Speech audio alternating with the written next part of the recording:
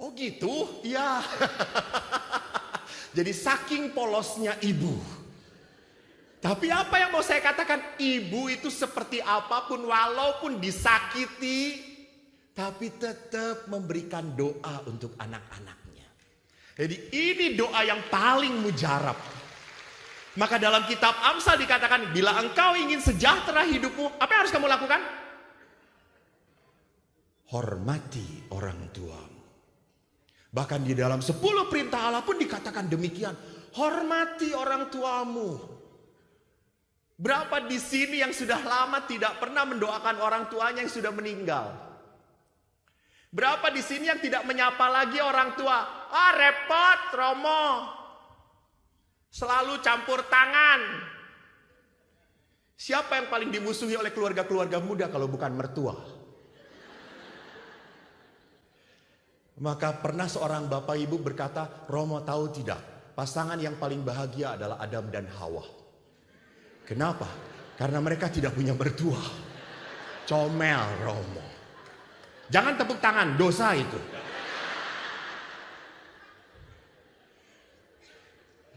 Maka Bapak Ibu, mari kita sekarang perhatikan, doa adalah kepercayaan kepada Allah bahwa Ia akan memberikan yang baik kepada kita.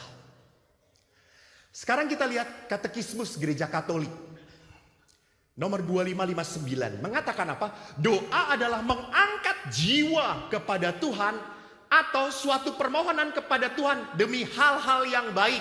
Jadi sama toh. Jadi tadi di dalam Injil Matius, aku akan memberikan hal yang baik. Dalam Katekismus pun sama, bahwa kita berdoa untuk hal-hal yang baik, betul? Gak mungkin orang berdoa, Tuhan, semoga nanti pulang di sini saya celaka, Tuhan. Masuk rumah sakit sehingga orang-orang ngunjungin saya. Sakit orang itu. Jadi orang selalu berdoa untuk hal yang baik, betul? Tapi pertanyaannya, yang baik menurut siapa? Kalau baik menurut manusia itu selalu sukses, sehat, lancar, tidak banyak masalah, tidak ada godaan roh jahat. Betul? Itu sukses manusia. Itu baiknya manusia. Tapi baiknya menurut Tuhan belum tentu seperti itu. Tolong Bapak Ibu ingat, Tuhan ada bukan untuk menyenangkan manusia. Ingat itu. Jadi Tuhan itu ada dalam hidup kita bukan untuk menyenangkan saya. Tidak. Terbalik. Allah menciptakan manusia supaya menjadi alat di tangan Tuhan. Jadi bukan Allah menciptakan manusia supaya manusia memperalat Tuhan. Halo? Tidak. Karena Tuhan kalau mendengarkan semua doa, pening. You know pening? Saya sekarang saya ditanya, Romo sekarang tinggal di mana? Saya tinggal di, maaf panitia, ada yang mengingatkan saya timer kiper nggak? Berapa menit lagi? Ini yang di depan penjahat semuanya ini. 2 jam lagi gitu. Tolong ingatkan saya kalau 5 menit sebelum doa Angelus. Jam 12. Ya. Sekarang semuanya lihat jam saja ya. Kita tunggu sampai jam 12. Jadi perhatikan, saya itu harus sadar bahwa Tuhan menciptakan manusia untuk Tuhan. Bukan Tuhan untuk saya. Untuk memuaskan saya, untuk menyenangkan saya. Tidak. Di sini lihat, demi hal yang baik itu menurut Tuhan. Dan kita harus sadar dari mana kita berbicara kalau kita berdoa. Kalau kita meminta hal yang baik, dari tempat mana kita berdoa? Apakah kita dari kesombongan? Kita lebih tahu hidup kita daripada Tuhan. Tolong. Maka saya suka sedih kalau ada orang tua yang ngatur-ngatur anaknya. Karena kalau sudah kles, larinya kepada siapa? Pastor. Dalam keluarga itu aneh. Keluarga bermasalah, lari ke pastor. Keluarga enak, gak ngajak-ngajak pastor. Pernah suatu saat istri si ibu marah dengan anaknya. Anaknya pinter. Anaknya itu saking pinternya, dia mau masuk, kebetulan banyak di sini lukisan, seni rupa ITB. Dan ibunya ingin dia masuk ke kedokteran Unpad. Itu ngotot terus, kamu harus masuk ke kedokteran. Dokter itu, nak, kamu pinter, nanti kamu laku. Ma, saya ingin jadi seni rupawan, ma, saya suka ngelukis, ma. Halah, arep dadi opo kowe? Nanti kalau besar kamu lukis jalan raya kaya ngono. Di Indonesia itu belum jelas. Nggak, pokoknya saya mau ini. Lalu akhirnya datanglah kepada saya bertiga dengan suaminya. Baru datang bapak, ibu dengan anak ini langsung debat. Anaknya perempuan, rame. Dan saya lucu lihat bapaknya. Lalu saya tanya, lah pendapat bapak bagaimana? Itu lucu pendapat bapak. Ya bagaimana Tuhan saja. Terus saya tanya, bapak pernah tanya Tuhan? Belum. Lalu akhirnya saya ngomong begitu. Setelah saya capek ngomong, apa yang terjadi? Ibunya ngotot, anaknya ngotot. Akhirnya saya bingung. Terus saya berkata apa? Yuk kita berdoa. Kebetulan di rumah retret saya itu ada ruang doa di bawah tanah. Dan di situ ada Yesus yang tanpa tangan. Dan di bawah tertulis, kamulah tanganku. Lalu ada tabernakel, kita berdoa. Terus saya berkata, Tuhan, saya bingung. Di dalam hati gak ngomong. Ibunya keras kepala, anaknya keras kepala, ibunya lebih keras lagi Tuhan. Silahkan Tuhan, apapun yang kau kehendaki, tunjukkan pada mereka. Lalu saya hanya puji-pujian, hanya bernyanyi.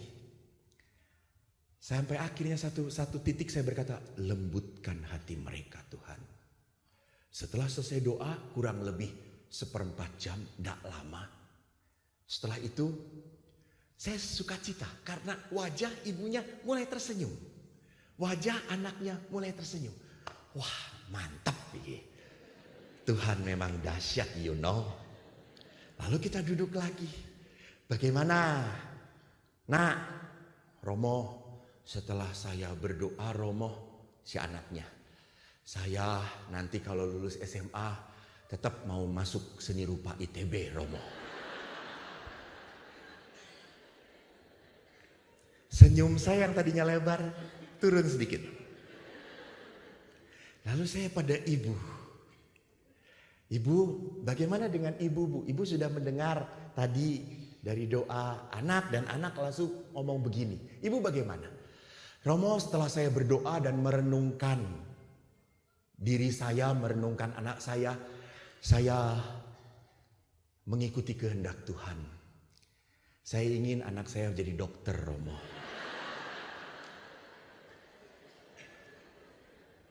Tapi Romo, saya akan menghargai keinginan anak saya. Kalau itu menjadi hal yang membahagiakan dia, ya biarlah terjadilah. Jadi ibu lihat, keinginan dia tidak berubah. Benar atau tidak?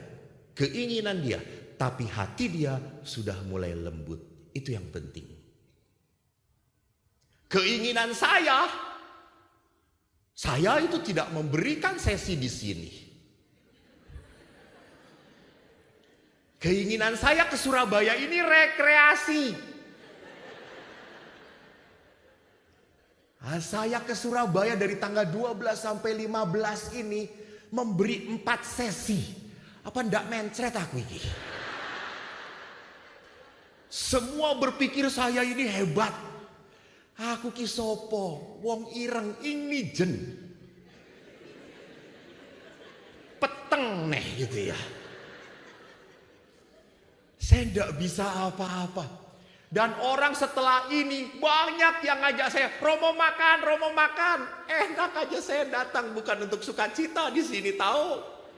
Saya jujur saja ke Surabaya penuh duka cita. Tapi akhirnya kalau Tuhan, kalau engkau mau saya mewartakan untuk orang Surabaya, ya sudah, terjadilah. You know, lihat wajah saya. Keinginan saya rekreasi, hati saya hadir untuk mencintai Anda.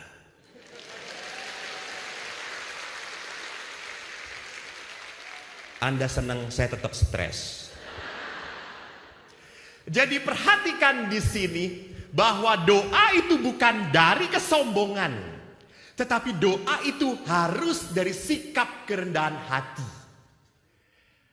Maka dari itu kerendahan hati adalah dasar doa. Kenapa?